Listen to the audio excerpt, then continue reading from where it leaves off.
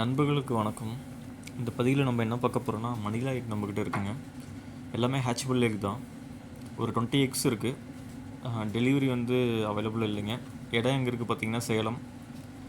யாருக்காச்சும் வேணும்னா கீழே இருக்க நம்பருக்கு காண்டாக்ட் பண்ணுங்கள். டெலிவரி அவைலபிள் இல்லை, நீங்களே வந்து நேரில் பார்த்து எடுத்து போகலாம். எல்லாமே ஹேட்சபிள் எக் தான். 20 எக்கு ஒன்றா எடுத்துக்கிட்டால் பரவாயில்லைங்க.